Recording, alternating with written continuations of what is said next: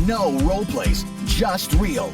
Chris and Lorenzo share 4 decades of combined experience to help you become a more effective leader. We've never really, as a workforce, spent a lot of time on making sure we're developing good leaders. We'll be able to share stories, experience, mistakes, failures, successes. This is Hacking Your Leadership.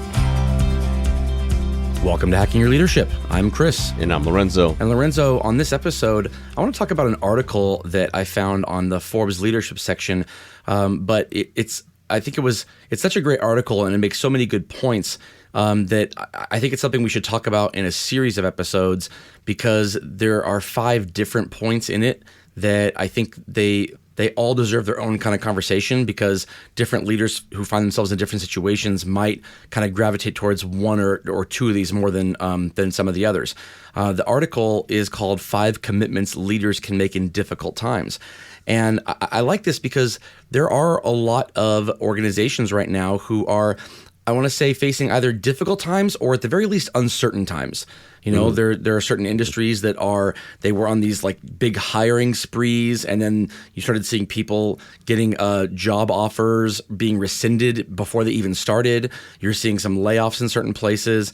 You know, the economic uncertainty right now is definitely leading to some organizations and some industries deciding to either put the brakes on hiring or growth, or at least rethink their plans. So that alone leads to kind of a lot of anxiety in a lot of people because they don't know whether or not there's security that they had many years ago. And so I want to talk about this. The article is written by Ken Gosnell, and we'll link to it, but I would like to talk about one of these on each of the next 5 episodes, and I'll go over I'll list all 5 of them, and then we can talk about each one on each of the next 5 Mondays. The first one is commit to learning from every person and every experience. The second one is commit to finding and fighting for your passion. The third one is commit to delivering twice as much value to everything. Number 4 is commit to rewarding team members and those who help you. And number 5 is commit to replacing the word can't with will. And, you know, some of those sound a little fluffy, but there's some good meat in each one of those. And so that's why I said I think they each deserve their own conversation. You've read the article too. What are your initial thoughts on this? First of all, I like the language of commit. You know, I think so much of we talk about learning and self-development is really committing to yourself to show up, you know, and evolve and understand that this is an ongoing change, I believe, in leadership and leadership expectation. And it's not that it hasn't changed over the years. It's just I think that there's been these big chunks of time where the vast majority of leaders have subscribed to one style or one theory or another. And over the last 4 to 5 years, with so many things going on and so many, situations happening to companies, industries, the world, that type of stuff, that we're at a point right now where, it is taking a lot of time to self-reflect. It is taking a lot of time to reconsider. Here's a great example. We did an episode, a couple of weeks ago, and we constantly get, insight from listeners. Agreement, disagreement, other thoughts, different perspectives. And somebody, reached out and said, "Hey, this is kind of what you two were talking about, and I kind of feel this way about it, and maybe there's some things here that I can provide some perspective on." And I just share that as the example of we always have to be open. We always have to be willing to listen to people and to commit to ourselves to be better leaders, to be better listeners, and to take action as these things continue to change and evolve around us. So it's just, I don't know. I feel that I like the idea of this becoming a 5-part series. I like the fact that it's all stated with commit, because that's something that you have to do as a leader. And then I think we're going to have some good dialogue, because I think, to your point, some of these we feel really good about. Some of these feel a little bit maybe clickbaity. Some of these feel like a little fluffy. But I think that there's definitely some learns and some lessons to take out of all of them. Yeah, well, I love the example that you gave with the person who reached out to us after the Thoughtful Thursday episode a couple weeks ago, because that brings us to our very first topic of these 5 episodes: commit to learning from every person and every experience. And it can be easy to double down, right? It can be easy to think that you're right and to not learn from, to try to learn from the experience. But I've always thought that a person who does that is actually less confident that they are correct on whatever that thing is. If you believe you're right on something, if you believe that you have kind of found the mountaintop in terms of truth when it comes to something, then the reaction from you to someone throwing something out there that is challenging to you should be welcoming that. It should be like, all right, let's see how this holds up to my already preconceived notions here. So the idea of committing to learning from every person and every experience, I think to me that says that you have confidence in how you already believe, but you are constantly looking to make sure that you're still right, because things change over time. Culture changes, the workforce changes, what your employees are looking for from you changes, or you hire new employees that look for different things than the ones you already had. So this idea of thinking what it is to be a leader to your team without constantly having that kind of thrown back at you to check against, I think that's a recipe for disaster for the long term. It only works for a few months, and then things change again. So I like this idea of learning from every person and every experience. One of our friends of the show and someone I have a lot of respect for is Steven Shedletsky, who used to be part of Simon Sinek's organization. He posted just recently on LinkedIn a quote that I'm guessing it's not his, it's from somebody else, but it's something that I have to remind myself all the time. He says, when you finally learn that a person's behavior has more to do with their internal struggle than it ever did with you learn grace. There's so many leaders out there I know who believe that their people's behavior and their performance is about them as the leader. Like they internalize it and they personalize it and they make it about them, when in actuality it's about whatever that person is going through or whatever that person is struggling in their own lives, the multifaceted parts of that person's life that have nothing to do with you as a leader. And so the moment you can kind of like put down this idea that it's about you, it's a lot easier to have grace for that person. And then you can start to learn from that person's experience. You can start to learn from what they're trying to either actively teach you, or what you can learn from the fact that they're not telling you something, and you to kind of like be more a little bit more aggressive in learning from the experience when it's not kind of like slapping you in the face. Yeah, and I also think too, I look back on my career, and again, retail is unique. And I mean, maybe it's just my bias when I think about it, but I think that retail is unique because you tend to have a collection of people from kind of like all walks of life, different experiences, background. You've got those that maybe have had other careers, and now this is kind of like, the kind of their last career they're going to have, but really it's a part-time job, to those that have done it their entire lives, to those that have, worked in retail, but worked in multiple organizations over time. But I always feel that in this industry, when you walk around and talk to people, you get a really good sense of people that have a lot of varying opinions and experiences and backgrounds, and provide you with some great information and knowledge. And so I've always enjoyed that part of the retail leadership gig, is just talking to people, getting to know them, being curious, but then also understanding.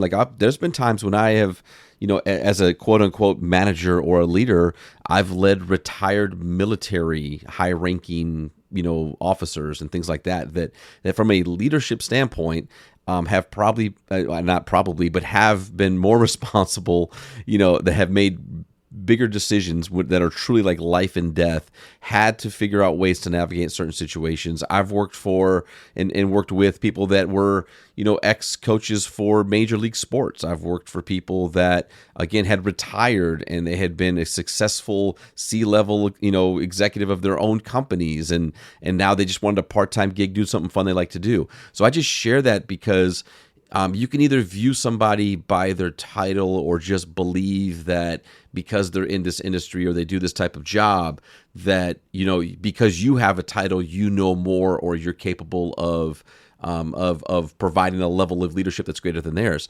And many times I've learned that there's a lot to learn, and that maybe I have the confidence and the capability to be really good at this specific job at this specific time because of my background and experience, but there are so many leadership lessons to learn if we're willing to listen, and if we're willing to see who is in front of us and be curious and ask questions, and to your point, like not have this maybe this ego that just stops us from wanting to to learn from people, or that immediately gets defensive if somebody questions how we do something, or like those types of things. So I think this is such a critical thing in leadership right now.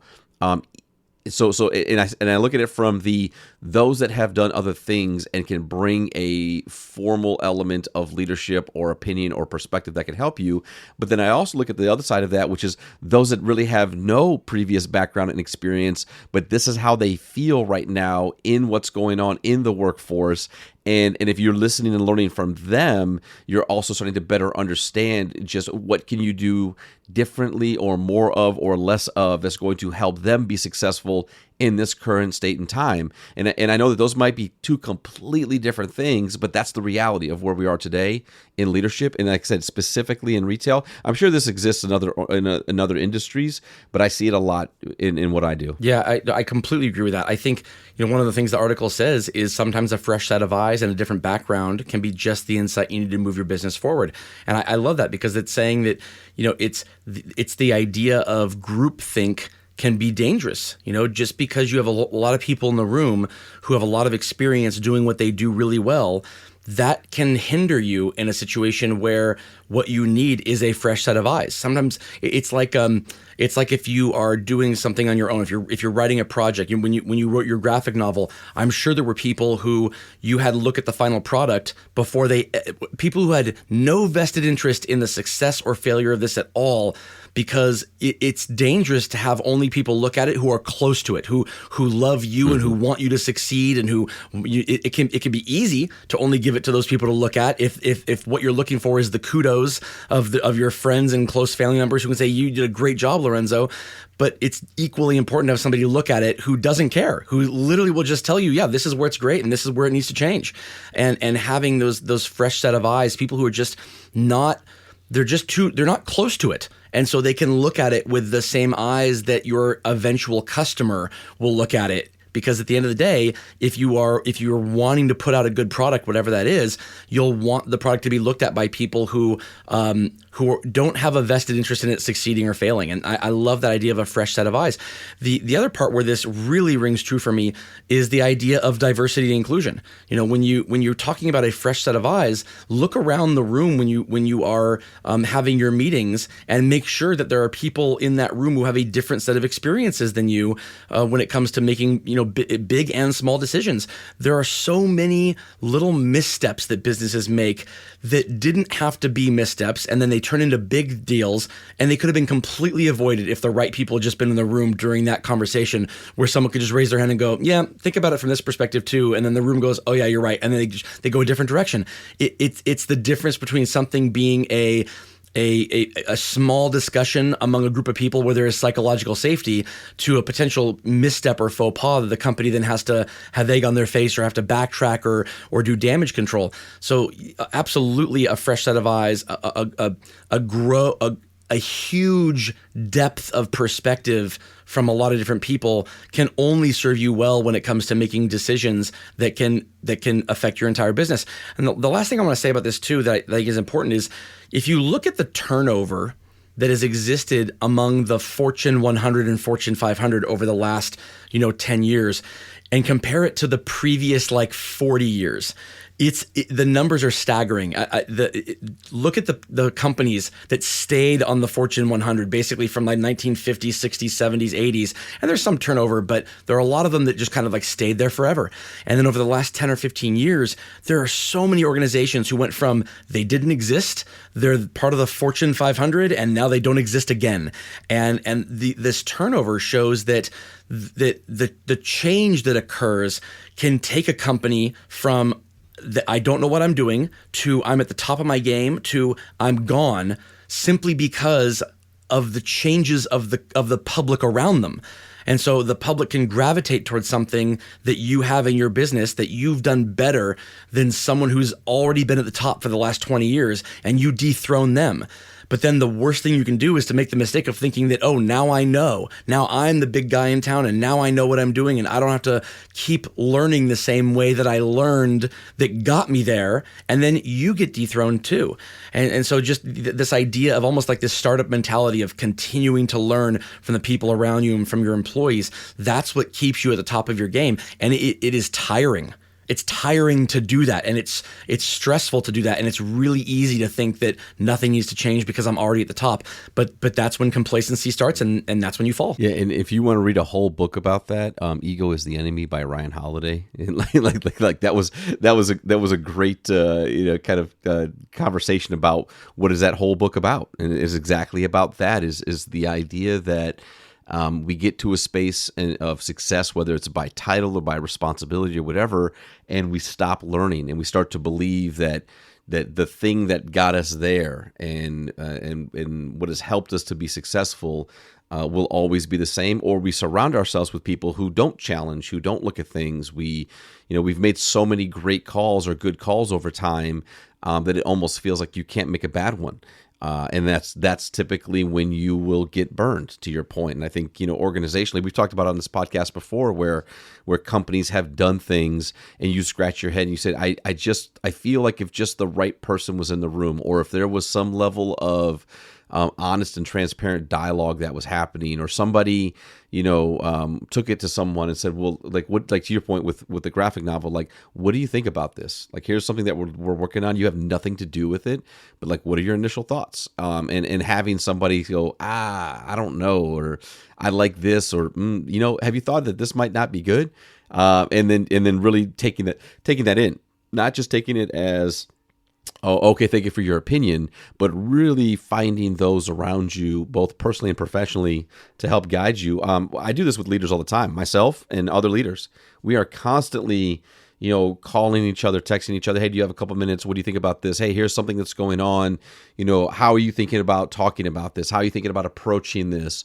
Here's the message, or here's the intent that needs to be shared. What do you feel is going to work well for you or for your team? How is that different for me or my team? Constantly bouncing those things off of one another, because it's understanding that we don't, if we get caught up in our own, or if we have, even if we get better with, moving our, unconscious bias to conscious bias, to then surrounding ourselves with people that help us to get better at that, we're still going to have these blind spots no matter what. And we have to continually partner with people to help work through them. Yeah, and I know we've been talking about this in the context of, business as a whole, thinking about it from a company strategy standpoint, or looking at large organizations or industries. But this is absolutely true when it comes to a single middle manager or first-time leader leading a team of people. When you started leading as a leader for the first time, you probably did your best to learn from every experience that you had with every person. You tried to get to know your people. You tried to figure out how best to lead them. Even if you weren't good at it, you at least had the open mind going into it to think, I want to do well. And then if you do it well for 6 months, you can find yourself thinking, I already know what I'm doing here. And then when new people come onto your team and leave your team, you can start to lead them the same way you've led the people that have already been with you for 6 months, thinking, I know what I'm doing here. It is the exact same faux pas to do that at I'm a first-time leader at an organization, I have 7 people reporting to me, to I am a executive vice president in charge of sales for multi-billions of dollars, and I have to make a decision that leads to the strategy of the organization. The only difference is how much money is at stake and how many people, how much media is at stake, press is at stake.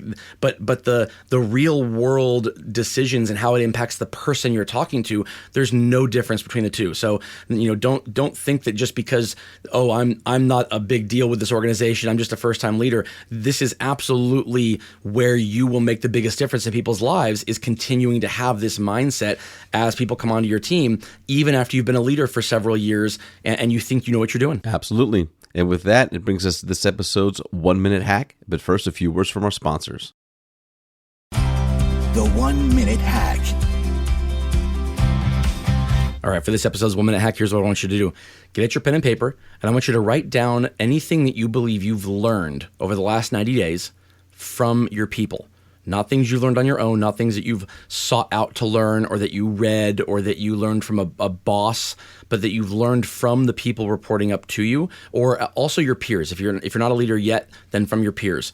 Write those things down. And if you can come up with a lot of them, then you're doing this right already. If you can't think of a lot of things that you've learned from other people, then this is where you need to start really making some changes in how you interact with people day to day. Start walking away from interactions with people with the thought of what can I learn from that interaction that I just had? Unless it went perfectly. If every interaction you have goes absolutely perfectly, then great. Keep doing what you're doing. But if you walk away with that little voice inside that goes, that could have gone better, that interaction could have gone better, or there's some stress in my mind right now because of how that went, think about what you can learn from that situation in order to approach it differently the next time, and really commit to learning something from those interactions as opposed to dismissing it or thinking that you're right just because maybe you've been doing the role longer. Yeah, I think it's a great 1-minute hack, and even those of us that I think do a good job at it. Like I think I'm genuinely curious. I think that I enjoy learning all different types of new things. But there are definitely moments where I feel like I'm pushing the agenda too hard or my opinion too much, and I need to pull back a little bit. And that's just over time learning to read the room and to things that we've discussed on the show, which is give people the chance to share what they're thinking before you share what you're thinking. I get caught up in that constantly as well because I'm just as passionate about the work, and I just want to take my experience and tenure and help support people and get us to the answer quicker. But those are just things that if you're making this list and you're thinking about what you've learned, and you're starting to realize like not much of it has been a direct result of just being in the moment and curious and considering where people have something to teach you or that helps to shift your perspective, then that's probably where some work needs to be done. But I think all of us need to continue to do it. But if you've never considered it before, now is definitely a great time. Right.